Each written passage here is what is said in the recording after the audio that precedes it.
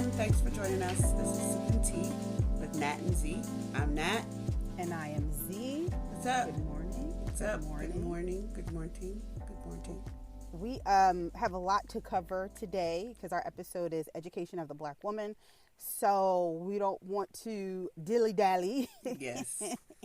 We're not dilly-dallying We're today. not dilly-dallying today. So let's get right into the tea of the day. We're not tea experts. You should speak to your doctor when drinking herbal tea, as there are potential side effects when mixed with some medication. The tea, any tea, herbal tea, should not be substituted for medication. We're not affiliated with any of these companies, nor are these endorsements. So, what is the tea on the table today? All black everything. So, that was kind of loud. Y'all, if y'all would have seen Sarifa fall back when I said all black everything, I think I came across a little loud on the left side. I think I blew away with my voice. But, I was excited when, all black everything, voting for everything black, all that stuff. Anyway, the name of the tea set is All Black Everything. We'll have the link and we can post it for you guys. So if you're looking for some caffeine without the jitters, just add honey.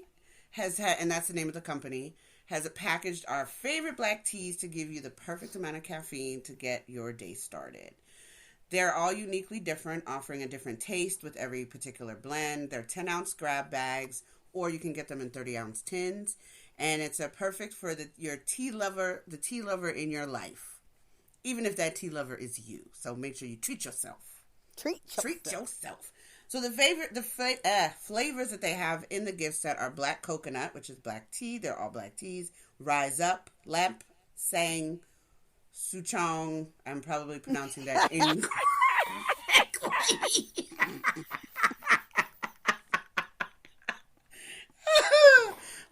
Saying Souchong. I don't know if I'm pronouncing it correctly, y'all, but I think it's probably a good tea.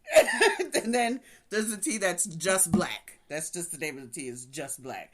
And then there's honey and honey sticks and tea filters that come with it. So we'll have the link for you guys to check out the all black everything. Yes, get you some Souchong. Some Souchong tea. Oh, gosh. Okay, so hot tea, right? Ooh, there's a lot. I did not want to talk about this because the time has passed, but there are new developments, so I figure it wouldn't be hot tea. It's hot, but it's cold. It's like lukewarm. It's been outside. It's lukewarm tea because you made the tea and you forgot it on the counter. Right, exactly. Yeah. Yes. Oh, well, hello. Good. We're getting a phone call during the middle of the hot tea segment, and it's okay. I'm sorry. And I'm not even going to tell my sister. The mute button's not working. I'm not even going to tell my sister to delete that. That's pure comedy. Okay. So the hot tea. Yes. Will Smith. So we already know what he did at the Oscars. He resigned, and then the Academy followed up, and they banned him from the event for 10 years. And, there's still people saying, take his award away. No. That man deserved it. He did that role. You give him his just due. My problem with those people who say take his award are, and I just watched this documentary last night, Harvey Weinstein. This man has been and I don't want to hear about don't keep saying about the whatabouts. I'm a what about this shit to death, okay? Harvey Weinstein has been a predator since the 70s, okay? He raped a woman in the 70s.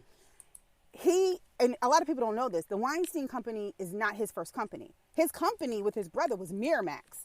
And it was named after his mom and his dad, which was Miriam and Max. So he owned that company with his brother, and then Disney bought it out. And then Disney told him to get going, and then that's when they got the Weinstein Company. And when that Weinstein Company was developed, they were already on the downswing. Like, things started to take place where people were talking more. This man has been a notorious predator, and people in Hollywood knew it, but nobody wanted to do anything about it because he considered himself the sheriff, and in some ways he was dubbed that by Hollywood. So this man, for a run of about 10 years, had a movie nominated for an Oscar every single year. I'm talking about a 10-year run. That is unheard of, okay? Wow. There are women that we know who have gotten roles that he slept with. And not slept with, let me rephrase that he forced himself upon and told them that had they not slept with him, they wouldn't get roles. Wow. I have my suspicions. There are people that we know, right? Ashley Judd, he ruined her career, right? Because she wouldn't give in. Patricia Arquette, he knew she was from that family that people considered crazy. So, like, after Pulp Fiction, like, he was doing a lot of stuff to her because she was in Pulp Fiction. Mira Sorvino. Like, there are people that were big, and then you didn't hear about them anymore because he just kind of came in and ruined their career. There are women who, I'm pretty sure Gwyneth Paltrow, she got the Shakespeare in Love from dilly-dallying with his ding-dong. I'm just saying, there are things that this man has done, and the Academy knew, and they overlooked it, and they still gave this man Oscars. Roman Polanski pled guilty.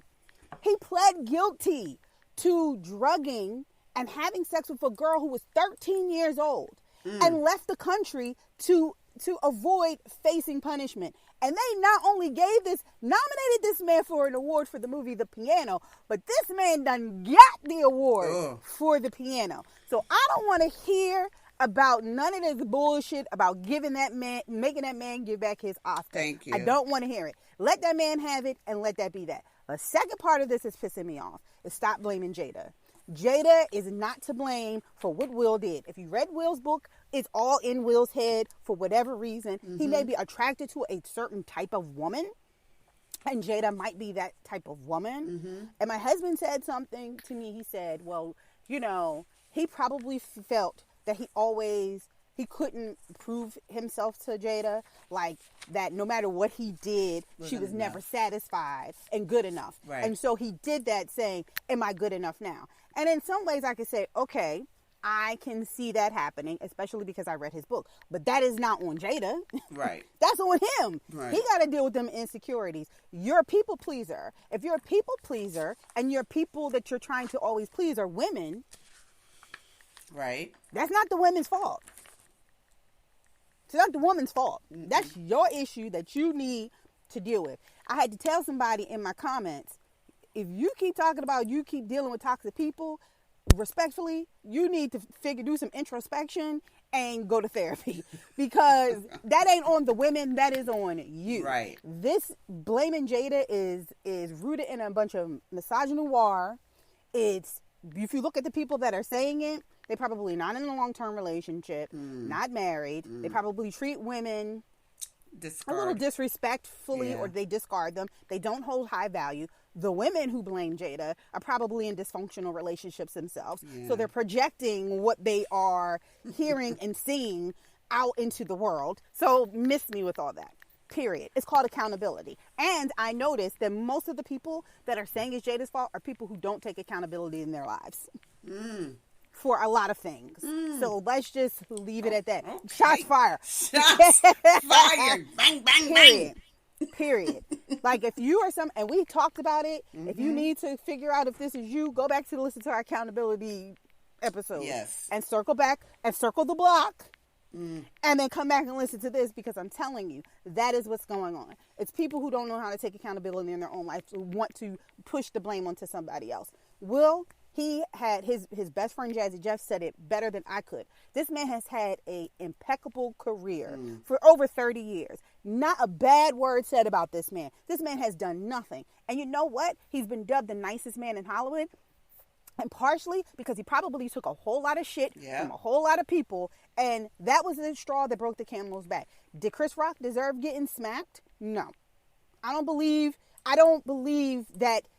Well, put it like this. In that moment, no. And I think it was a lapse of judgment on Will's part that he will be paying for significantly. I just think that people need to understand that there is a such thing as redemption, and that man deserves it more than anybody because he's never effed up. Right. He's human. But the problem, he is. But the problem is we like to play respectability politics. We like to present ourselves as respectable Negroes, thinking that the people who are watching never ever think that we are anything, like that they respect us, right, and that they see us as more than. They don't. They never have. And this Will Smith incident did not all of a sudden make people look at us any differently. So true. Such a good than point. they ever have. All of a sudden. That's not an all of a sudden moment. No. At all. And the reason why is because of the vitriol that's coming at Will Smith. Mm-hmm. You understand what I'm saying? Charlie Sheen was out here swinging his ding-a-lang, knowing he was HIV positive, sleeping with people, and this man got a primetime special where he was talking about tiger blood and all kinds of other stuff, okay? That part, the tiger blood part. We have seen Robert Downey Jr. be a whole ass crackhead and come back to be Iron Man. Yes. In court, multiple times, arrested multiple times. Woody Allen had all these allegations against him for years, and white people ain't never turned their back on him. They were still in his movies. He was still getting nominated. Mm-hmm. Stop it. Like, stop it. Stepdaughter? He's up with his adopted daughter. Adopted daughter. Yeah. Married her. I don't want to hear it. Leave that man alone. He's probably suffering enough. Yep. Stop making speculations about their marriage. We all have a bird's eye view. Don't nobody really know what's going on in their marriage. No. What we know for sure is this.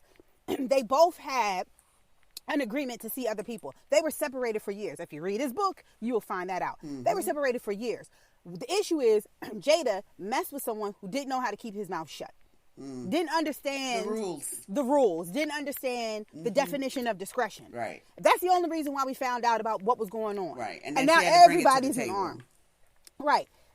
If you read the book, he even said Jada had to sit in my shadow for years. And now she's finally found a niche of her own, and it's the Red Table Talk. And now people want to say, oh, that's a terrible thing. She just wants to be in the spotlight. This woman was never in the spotlight. Right.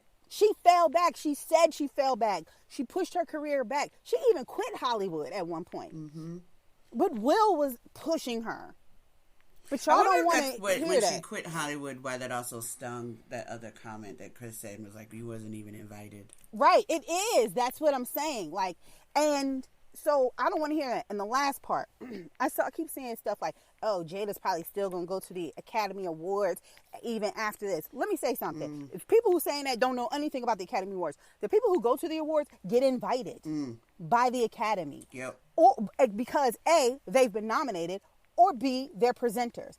If it ain't either one of those, then people ain't coming. Period.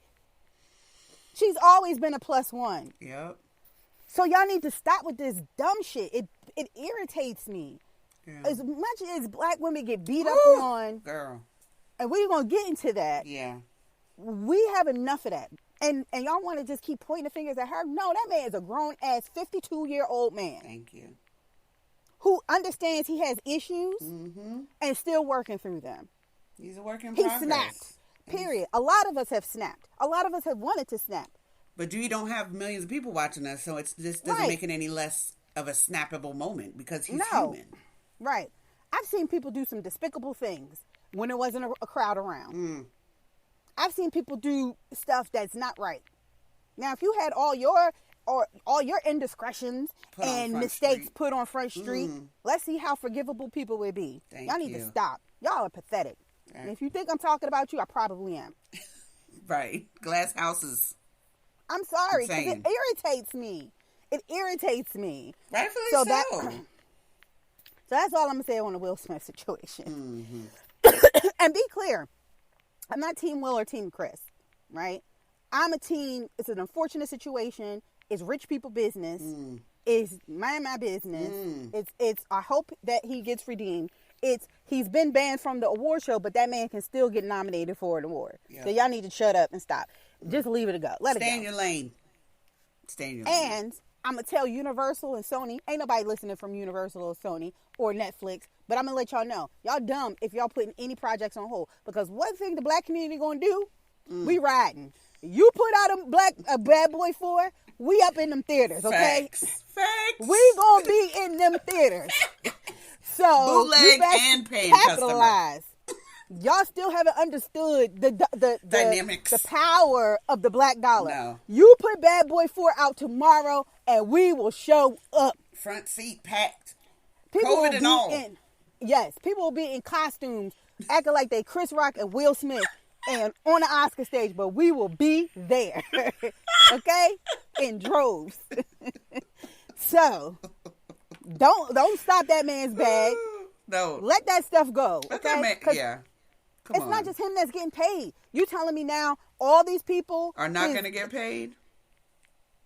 All those people that are on production and making that money? right? You You're really, really going to stop production? Come on now. It's unfortunate. It's an unfortunate situation all the way. It around. is. So Gerard Carmichael, if many of you know him or don't know him, he's a comedian. He has a special on HBO. I highly suggest everybody watch it. It's unlike any comedy special I have ever seen. It's funny, but it's endearing. It's heartbreaking. It is eye-opening. It is relevant and timely. So in this, he tells people a little bit more about his background, and he tells everybody that he's gay, which was something that nobody knew. And he tells a story about how the people in his life dealt with it, right? And in the process of doing that, he tells a story about how all the men in his family are just Rolling Stones. Like, his grandfather had like a whole bunch of kids. Both grandparents had a whole bunch of kids. His father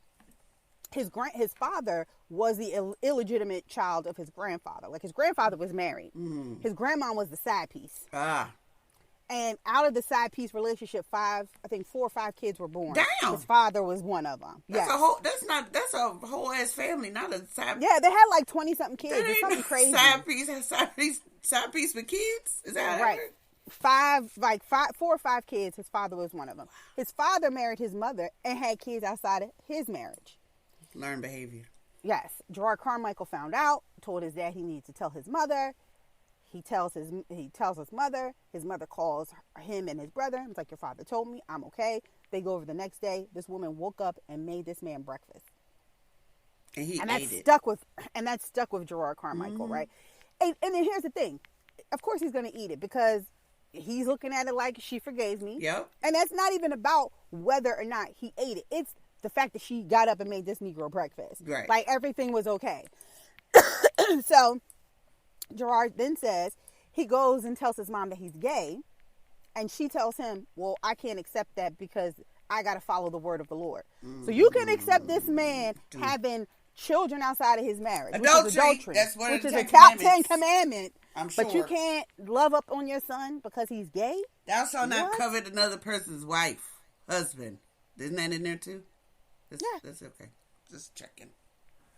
I ain't saying. All I'm saying is the top 10 and the commandments I learned didn't say you don't be gay or don't love your gay children. It didn't say that. Sure didn't. I'm just saying. So, and I say it's timely because we are still in this era where we just, for some reason, we can accept everything else, but our child being gay is just like, absolutely not. Even the most unreligious people will use religion as a means to disown and discredit their child because they come out as your gay. child could be a murderer, and folks are still like, "Well, That's my baby. That's my baby." Well, he or she just took somebody else's baby.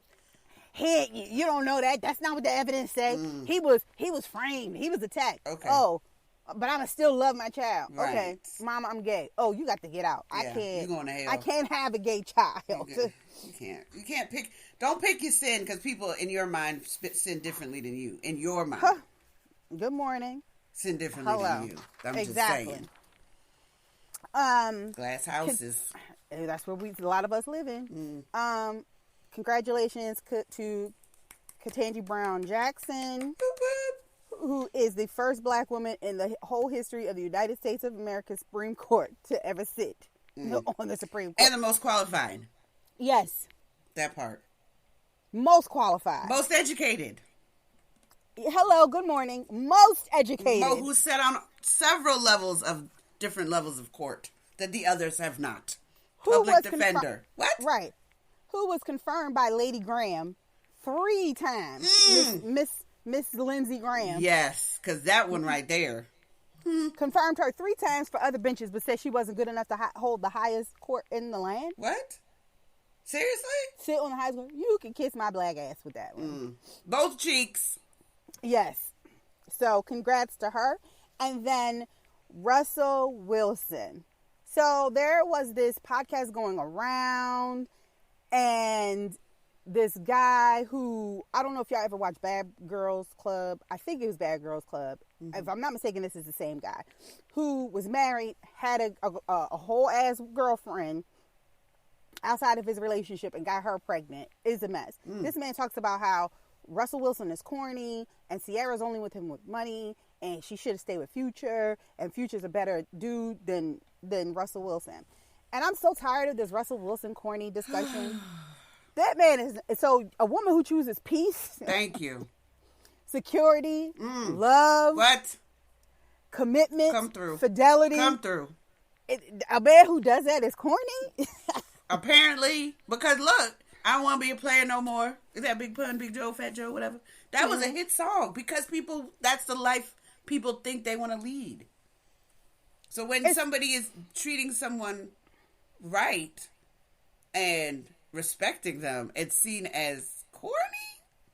Give me an L7 any day. You know what an L7 is? Square. I would take a square any day over some washed up has-been NFL player. With a mad drama. So, hello. And then they were saying, oh, Ciara's only with him for money. First of all, Ciara had her own money before she got with Russell Wilson. Is this person live under a rock? This person's toxic masculinity at its highest peak, okay? Yeah, you could say she don't have Russell Wilson money, but she had her own money. They both got millions, right? Yes. Okay. He got some more millions, but there's still millions in the conversation. Right. And so let's reverse and go back, and somebody said that they were tired of hearing this whole Russell Wilson corny thing. And they found a clip where he was talking about how he bagged Ciara. And they was like, well, what was the pickup line? He said he had this tattered wallet. He's had this wallet for years. And it was just like falling apart, whatever. And he's like, he knew he needed a new wallet, but he wasn't, focused on that. He was focused on other things. So he said when they went out on their first date, he took his wallet out and put it on the table. And she was like, okay, what is that? And he was like, that's my wallet. She was like, well, what's going on with that? He's like, oh, don't clown on my wallet. He was like, because what that shows you is commitment and consistency. That I'm going to stick with something. Ooh. Okay? Okay. I'm not just going to toss it out. That's some... And I said, okay, Russell. I was like, let me just pull up my chair a little closer to this here table and be like, okay. And what say you? You said commitment, huh? Right. Dedication. Consistency. What? Meanwhile, Future out here on his 12th baby mama. I don't even know. Lord. Like, Russell Wilson's not corny. No. That dude is just toxic and is a hater. But that speaks to how society sees men who are stand-up men who value their women, who are committed, respectable, and take care of their women is seen as a negative. Kind of like with the whole education thing. Like, you go get a degree, folks like, okay, great, you're being bougie. You come home from the pen, it is like 1999 party. Right. No, that's true. Excuse me, parties are different. I mean, but look at it. Didn't they call Will Smith corny? They sure did. Will Smith has been called corny for years. Most of his career. And he has dealt with a lot of backlash.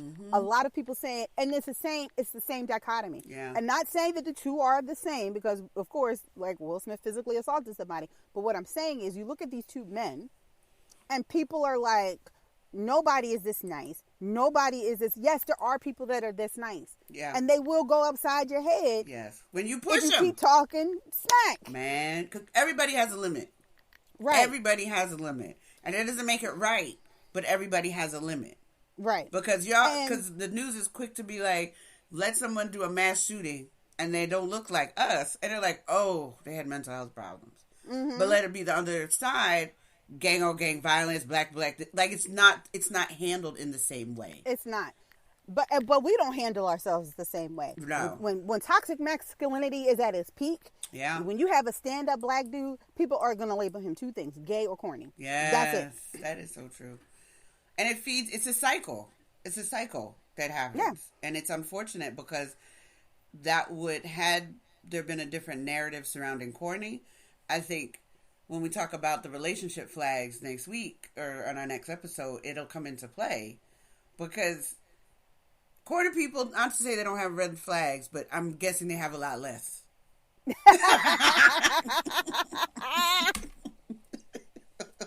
Just saying.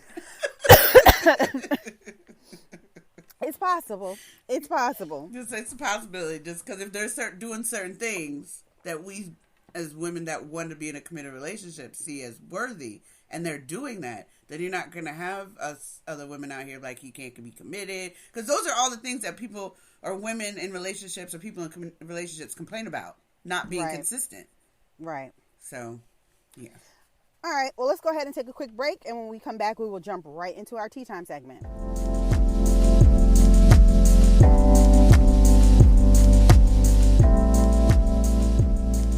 And we are back. So, as you know, our topic today is education of the black woman. A mind is a terrible thing to waste. If you guys know where that comes from, run with me on this. Was that UNICEF? No, that's not it. It's not UNICEF. What's it called? United Negro. That's where I was coming from. United. I'm still recovering, y'all. I'm still recovering. I knew it was Unite something. But anyway. Anyway.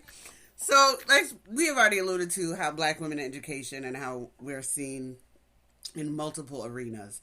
But before, we get to that point, where have we been? Where we've been? And looking at the trajectory of where we've come now over the timeline and how black women have changed the face of education in America.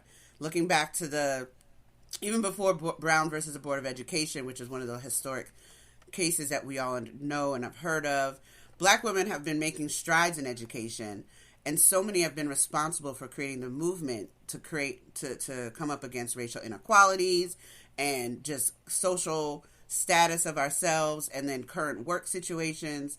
And these women definitely put into the ethosphere, whatever. That they're here to change education. They're here to move forward and stand up policies and procedures that will benefit us in the long run. When Brown and Board of versus Education Supreme Court case, because it's known for striking down separate but equal, we all know, unfortunately, that the equal educational accommodations were not available to us. And black women were definitely at the forefront of trying to make this happen and make them equal. A lot of these cases involve dozens of black women who have outnumbered black men as plaintiffs, serving as the backbone of the movement and the educational system. A lot of our educators are black women, and it has continued to this day. And then we have to kind of look forward, taking into context of where we've been and how those legal decisions have affected us. How is that affecting us where we are going now? Sure. Yes, that is true. Where we are now, when we look at it, you will see that black women are the most educated group in the United States, right? And that is something that I think everybody knows. Like, that's not a secret. It's almost, you can see it if you open your eyes. Yeah. If you look at what's going around in the landscape in which we're in, yes, black women are the most educated group in the United States. But what does that really mean when we talk about opportunities, wages, and overall quality of life? Well, let's look at some of the numbers, right? And, there's stereotypes about African American people in general when it comes to education, but black women specifically. However, when we're looking at the statistics, between the academic years of 2000 and 2001 to 2015, 2016, the number of bachelor degrees awarded increased by 75%, and then the number of associate degrees earned by black people increased by 110%. That's a huge number, it's a right? Huge jump. So among the black students in higher education, women are going to be more likely than men to earn these degrees. And so we see black women, a little over 64% of black women get their bachelor's degrees. 71% of master's degrees, and then a little over 65% of doctoral, medical, and dental degrees. That is huge. Massive. That is huge. That's beast mode. That is huge. Yeah. Okay? When you look at it, that is huge. Yeah. But we are also, unfortunately, and I don't know if we have like the means and the time and the resources to really to dive even deeper into this, but black students are overrepresented in the lowest earning majors. And that's striking. Like, we're getting all of these degrees, but these degrees aren't in the fields that are really going to help us generate income, which we know will help us generate generational wealth. Right. Right? And then we're also taking on the most debt. So if you look on if you're looking at what, one of the relevant conversations we're having now is about student loan forgiveness. A lot of black women probably hold most of the student loan debt. Yep. Because we are getting these degrees. So what are some of the top majors that you'll find black women in? You will find us in health and medical administration services, human services and community organizations, social work, For sure. right? You're going to see us in sociology, human resources and personnel management. And if you look at that, that's always geared towards helping others. And black women have been highly engaged in helping others. That's been like centuries. Enslaved, right? Yes. And so it's almost like it's ingrained in our DNA to go towards that. But we do have some people who are looking at computer and information degrees, which you don't really see a lot of us in. And that's where money can be made. Right. Of course, pre-law and legal studies, but I feel like, definitely in law school, I think when I was in law school, there weren't a lot of us. I'm going to be perfectly honest. And that wasn't, I'm going to date myself. I don't care. I was in law school in 1998. Is that when I was in law school? That's when did I go to law school? We graduated in 98, didn't we? I went to... And you went right to school. Right? Yeah, in 98. Yeah. I graduated in 2002. So there weren't a lot of us at the school that I was at. There weren't a lot. And I didn't go to an HBCU grad school. I went to a PWI. So there weren't a lot of us. Right. And I would assume, though, that now there probably are more. Yeah. But I do see us taking jobs like paralegals. Yeah, I see a lot of black women as paralegals, which, again, lower earning majors and degrees. So, do you think that has anything to do with like the guidance counselor component of the educational system and what has been recommended to them to follow up and pursue? Absolutely. Absolutely. I don't think that I feel like the generations after us, right? I feel like, I know I always talk about generations, but I just think Gen X is so cool. But unfortunately, I think that fortunately, the generations that come after us, like the Gen Zs, the Alpha generation, I think the black girls that come up in these generations are definitely going to have greater access to opportunities to these higher earning majors and jobs. Yeah. And they're a little bit more outspoken. Right. I feel like our generation was the springboard to a lot of people getting higher degrees. Because a lot of our parents aren't college educated, and the ones that are may have gotten an associate's degree or a bachelor's degree, and that might have been where they stopped. Right. So we're talking about baby boomer generation, right? Gen X started to get their bachelor's and their master's. I think the millennials took it to the next higher level and started getting their PhDs. And I feel like as we progress, you will see that there are going to be more black women pursuing higher degrees and those degrees that are higher earning. Yeah, definitely. And that definitely goes in the vein of us being with the most educated group, because even though black women only make up 12 to 13% of the female population in this country, they consistently make up over 50% of the number of black people who receive post-secondary degrees. And it's only increasing. The trajectory of that is increasing. Yeah. Because of what Z said about how the generations are viewing things and going after things and job satisfaction. If they don't like it, they're out. Mm-hmm. They don't just stay in it just to keep going. If they want to change majors or do something else, they're a little bit more in tune to do that. In addition, a lot of them don't have the feeling of, I have my circumstances of, I have to take care of me, my family, my kids, my mom, my dad, my grandma, Uncle Pookie, all those things, which unfortunately is always put on us, or a lot of times we take it on as well. So, but percentage wise, black women definitely outpace white women, Latinas, and Asian Pacific Islanders in this arena as well. However, because they are, even though that this is a clear fact, there's still a lot of negative imagery surrounding us, even though we are the most educated, in pursuing respectable, paths in life, we are still seen in a negative context as far as our career options, as far as like welfare queen or baby mama. Angry black woman often comes with the whole educated thing, like, if you're educated, you're probably an angry black woman because you couldn't get no man, and now you're just focusing on your education. And that's why you can't have no kids and family and stuff like that. So you're not allowed to move forward without the expectations of what society may put on you. Black women aren't allowed empathy. Nope. We aren't allowed to be soft.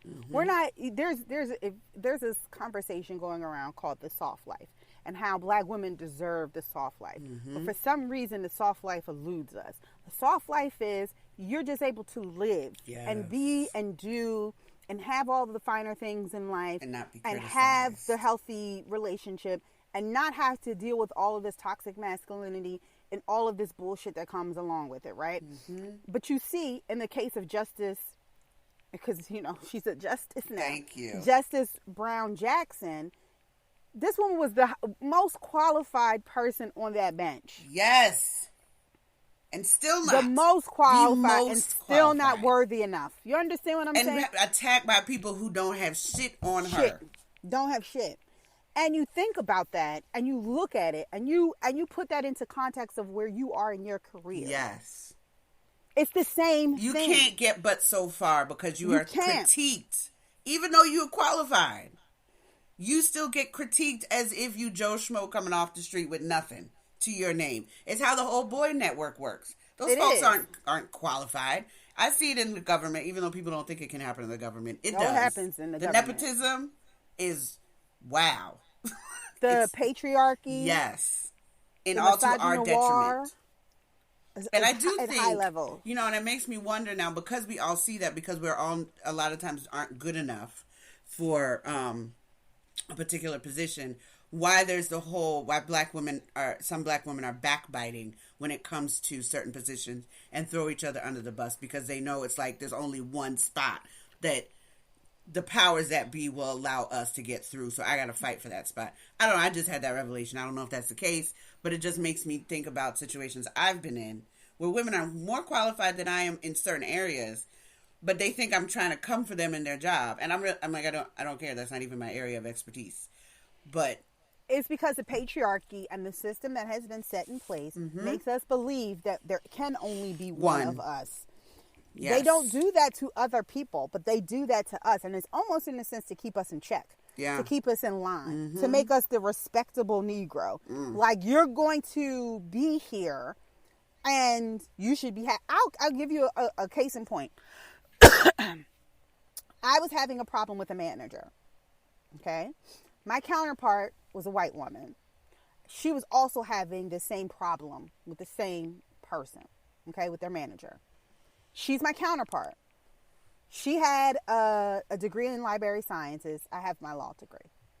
And we were having difficulties dealing with this manager. She went to the CO at the time and said, I'm having problems with this person. I cannot work under her. I have to go. And they found a way to let her leave and go someplace else. I went and had the same conversation. And I was told basically I should just be happy that I have the job that I have. And that why would I want to leave when I'm making good money? Lord, that conversation. And it could have you leaving could have, an adverse effect on your career trajectory. Excuse me? So why does she get to go? Right. You see what I'm saying? These microaggressions and all that business, that's a microaggression, and that we deal with multiple times a day. Multiple times. And I just say these things to say. And then there was another, on the flip side, I got a promotion. I got a whole promotion. Like they redid my whole PD to give me more money. And people couldn't understand why they would do that for me. That statement right there. Like, why does she deserve that? Do you see what I do? Do you look at this resume? Is it not? Is it not computing to you? Is the math not mathing? I was underpaid, boo. Thank you. I'm just getting adjusted. And even so, we still underpaid, though. Hello. We're still underpaid. Right. So don't do that. But that is what we have to face constantly. It doesn't matter how educated we get. We still sometimes are too far away to grasp the opportunities, right? They hold the opportunities just out of reach for us. You got to do a little bit more. So when we're talking about education and opportunity, what are we looking at? We still, Black women, as educated as we are, still make far less than our white counterparts. Far less. Facts. However, a bitch just got some more money, so I may be on par with some of my white counterparts finally, but do you know what I had to do to get there? Just double. What they say? We have to be twice as good. Right. Just to be accountable with to be on the same level with the average folk. Right. And I make good money, but I know people who are the same as me that's making better money. Girl, doing the same thing. You understand what I'm saying? And you see people like, what do they do? Hello, good morning. And they make, I'm sorry, you're an SES? And you do what? Okay. You don't have any degrees. Okay. Got it. We are paid just 62% of what non-Hispanic white men were paid in 2018. So it basically takes the typical Black woman nearly 7 extra months to be paid what the average white man took home back on December 31st. You understand that? On average, Black women earn roughly 38% less than white men every year. We don't see the fruits of our labor when it comes to our pay. Even to be brought to the table for certain discussions. And I think that's also partly why a lot of us go on and get our doctorates or advanced degrees. Because that is, now we have the paper and the proof, yet again coming back to having papers and what we prove, what we're worth, to justify us getting paid. And even with that, we still don't get paid. Because you know what they do? They try to diminish a field when there are too many of something in it. Yeah. Case in point, at one point, the legal field, lawyers, was seen as pink-collared work. Why? Because more women were getting law degrees than men. So, and then when that started to happen, you started to see the salary shrink. Why? Because, there's women doing this job now. If you go and look at jobs where now women are outnumbering men, look at how the salaries have differed. And I tell you, you will see the salaries decrease, not increase. That is what they do. So where does that leave us? And how far have we come from that? Because we still have to stand up in the face of this every day, unfortunately. We do. And I mean, when we talk about, because I know you're going to go into how far we've come. When we talk about some of the women who have achieved the upper echelon of things, this shit is recent. Yes, like within the past decade. This shit is not like... Plus, this isn't 1938. Right. This is shit in 1884. We in the 2000s here. We're in the 2000s. And then you look at the people they were going to talk about, and you look at what they had to bring to the table to be deemed worthy. And they still weren't deemed worthy enough. Yes. Go ahead, speak on it, right there, because... Speak on the first one. The first one. Speak on the first one. Our Madam... I'm sorry. First Lady, Michelle Obama. For her to get props, she had to be the First Lady. And she still don't get props. She still gets torn down. She still talk about if her arms are showing. What? Like this. Smarter than her husband, okay? Yes. Smarter than her husband. She and everybody else knows that Obama would not have been president if it wasn't for her. Smarter than her husband. And you know what, people will talk down on her, but Melania ain't have a nickel to rub, two nickels to rub together. She got some fur though. English. She got some fur that she be laying around there naked, but whatever. Right. Don't even have a DeVry degree. Okay? Don't have a degree from the DeVry Institute. Her damn husband created a whole ass college and couldn't get that bitch a degree. Right. And she was deemed... Because the shit was fake. It was a fake college. She was deemed a better suited first lady than Michelle Obama, who had 2 degrees from 2 Ivy League colleges. Who took a pay cut to become first lady. And then she's already not getting paid already, and now she's taking another pay cut. The math's not mathing. No, it's not at all. And then Chief Justice Ketanji Brown Jackson. Do you see where we're going with these positions? Where women. I mean, I'm happy this is how far we come, but we in the 2000s. Here, folks. The 2000s. Okay? And then Madam Vice President Kamala Harris. She's freaking vice president. Like the 3 people I have just named. It's just insane that these women had to get the notoriety and the respect. And I say that cautiously because a lot of people still don't respect them, even though they've proven that they belong in the positions that they are in.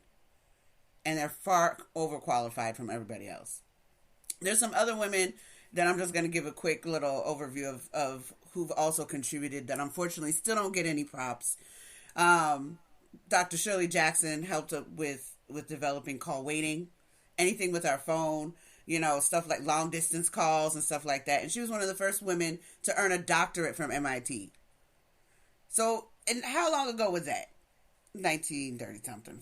It was a long time ago. Anyway, the point is, she still hasn't gotten any. Like, people don't know that with all the phone stuff that's going on, and we just had Black History Month, Women's History Month. These are things that we still don't know. Sarah Good, move over IKEA.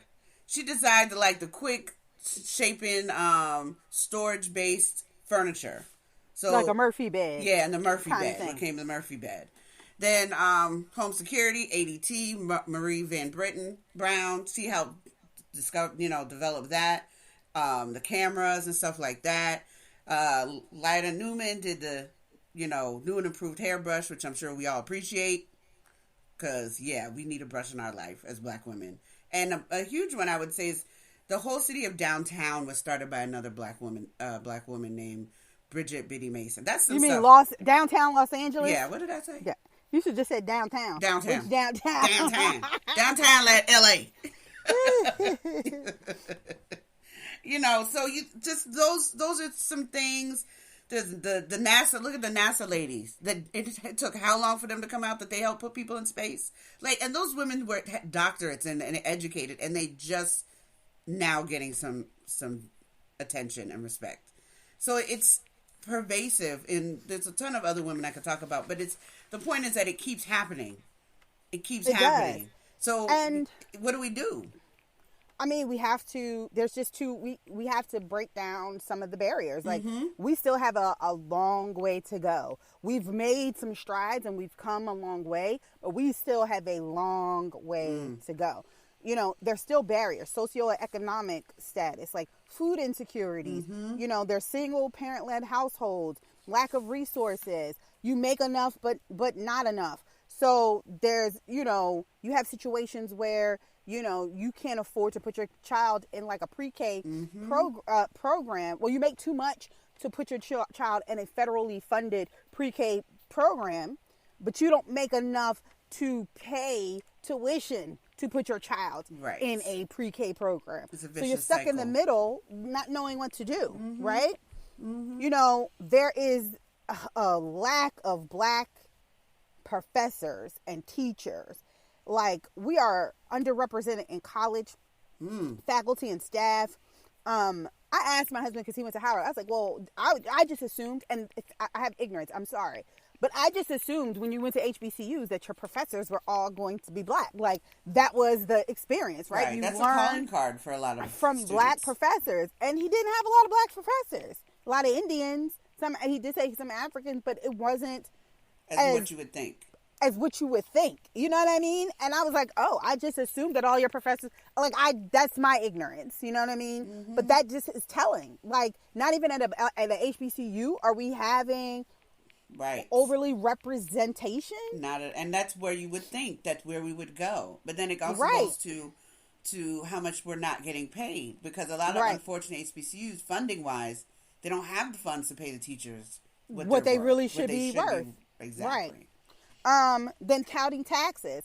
Like, we live in PG County, which is probably, if I had to say, it's the wealthiest county for African Americans It in the is. country. It is. By far. It is. It is the wealthiest county for black. Like, on average, I don't know anybody who lives in PG County that makes less than 6 figures. I don't. It depends on what part of PG County, because there's different Well, parts. that's true. Yeah. But I don't know. What I'm saying is, I don't know nobody.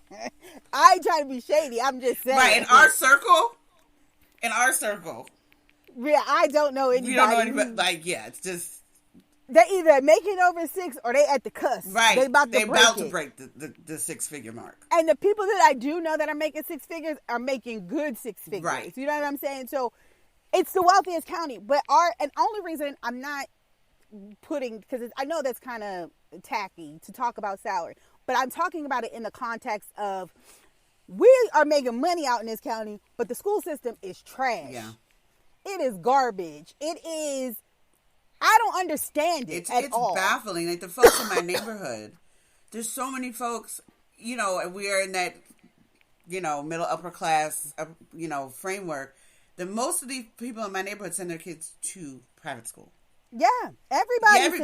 I still see a couple kids getting off the bus, but it's not. I know there's a lot more kids in my neighborhood that are not on those buses. No, because they're going to private school. Exactly. So we're making all this money and we're paying taxes. Mm-hmm. So the other part is our salary. Yes, we make good money, but them taxes is hitting. Okay, Ooh! them property we were taxes. at one of the all highest tax realms in Maryland. Exactly. So you look at that and you say, then your school system, because what they say, taxes, high tax dollars equals great school systems. If you look at that, then the PG County school system should be top tier. You would think. You would think. It is not. Nope. It is. Montgomery County and not. Howard County, those mean income levels are high as high as ours, a little bit higher, but their taxes go to their school in a way that is effective. Yeah. Now, it depends on which part of Howard County Correct. and Montgomery County you are in. Correct. Just like here. Yeah, but here in PG County, you could be in one of the more wealthier parts of PG County, and the school system is still, the schools are still trash, and I don't understand that. You cannot tell me that my house is worth $1 million, but the school in my neighborhood is a 3 out of 10. Can we talk about that? You should have blue ribbon schools across the county. Across the board. And we do not. What is the disconnect there? Like, it's a lot. Yes, it's ridiculous. And then there's a show, if you watch Abbott Elementary, right? Which is a fictional school set in Philadelphia. And it's a good show. It cracks me up. It's 30 minutes. If you're a fan of The Office or Parks and Recreations or something like that, you will enjoy the show. But it really dives into how poorly funded majority schools are. My sister used to work in Baltimore County. And that we already know. Right. I guess it was so bad she moved overseas. That's all I'm going to say. We don't. You could go to any school. Like Abbott Elementary is a perfect example of what happens. Like, unfortunately, I mean, it's funny as the principal is there. That principal ain't got no business being a principal. She don't have the qualifications. It's just like, You see teachers there that have been there for 30 plus years that are like, look, this is how you have to work within the system. You have teachers that are coming in that are like, but I want to change the system. And you have a school district that's just not doing what they're supposed to do for these kids. Right. And it's sad. It is. And you know, so what do we do? How can we help? What needs to be done? I don't know. There's certain strides that have been made over the years. It's, of course, advocating for girls. There's a lot of different programs that are stepping that up. Our sororities do that. There's other nonprofit organizations that try to help young ladies get into respective programs that help support what they want to do. One of which is STEM programs. The science and technology and engineering stuff. So those programs are becoming much more prominent, or they're getting more press, maybe because of social media, because they've been there, but we haven't been in them. And now it's something that is kind of, I guess, a little bit more in conversation. Like, if we know your child is smart, because think about it, if in the education system for individuals of color, because black individuals were always seen as being less smart, we are the first ones to go into special education and other things that hinder our learning, and we may need just adjustments. Not that we're dumb or stupid or anything, we just need adjustments. So because of that, and the learning environment is not conducive to what we need, the STEM programs, where the science and technology aspects come in to help us get into better positions, to get higher earning majors, should we decide to go in that line of work, are not offered. And we are not fed into that, because we are pushed into the lesser, that's not the right way to say it, the way that people learn differently when it's, special education. So those opportunities are like cut off before we even get to the point to be put into those STEM programs to get into the educational position. You're absolutely right, because you kind of look at it like the way that people are talking about defund the police, right? And it's not really defund the police. It's just taking the resources and reallocating them. It's the same thing with education, right? We only use the money to focus on certain things, but there could be a reallocation. A lot of kids who we deem to have to be put into these special classes, right? It's not their ability to learn. It's the fact that there are so many other distractions in their life that they can't sit and focus on the task at hand. There's food insecurity, so they come to school hungry. They're not going to be able to focus on eating. I've seen it, so many times when I've gone to sit with my sister when she was in Baltimore. She would bring breakfast for the children before she could even start teaching. Right, you have to. These kids are coming to school with dirty, they're dirty, and unkept, and it's just like that is where their focus is, and then they can't focus on the task at hand, and they're getting bullied, and they're getting chastised, and so they're on attack mode because they've just have been ignored for so long. You know what I mean? You have a county like PG County where there are schools that have magnet program. Well, okay, case in point, Philadelphia. Every high school, as far as I can remember, whether it was a magnet school or not, had a specialization. Like, there's a school, Dobbins Technical. Dobbins High School is a technical high school, so they learn technical trades. Like, everybody learned a trade. You go to a high school, you're going to learn a trade by some sort, or you're going to go to a magnet school that is going to focus on certain things. Like, there are people that we know that, there's people that we went to college with that went to high school in Philadelphia, and they went to a high school called engineering and science. It was focused on engineering and science. Every high school, Northeast, I believe, was focused on agriculture, maybe. Like, every high school in Philadelphia focused on something. Oh, Saul focused on agriculture. So there was a thing that you can get into. Now, of course, the magnet schools, you had to apply for those. But you could still go to a school and learn a trade. Here, you got to get into a lottery program in PG County. What the hell is that? I don't understand that. Yes, the lottery, so there's a chance, or maybe not, my child will get the education that they need. That they deserve. Right, exactly. That they deserve. There's a chance. And there's a chance. Every school in this county should have a specialization. Agreed. I know the school down the road from me, they have a specialization. I think it's aviation, right? But that's not every school. It's not every school. And I believe that it's aviation because we're so close to NASA that I think NASA had some involvement in that. Right. So it's unfortunate, like you said, but we have to, like, our sorority, we do mentorships, we do things like that. But, you know, there are so many other things that we need to, like you said, do to help us get there. Right. And like you said, it's advocacy, it's engaging our girls more in STEM programs, and it's the mentorship. Yeah. We have to do those things. But I mean, education, we could have a whole another hour conversation on this. Yeah. But we can't. So we're going to take a quick break and come back with our last sip of the day.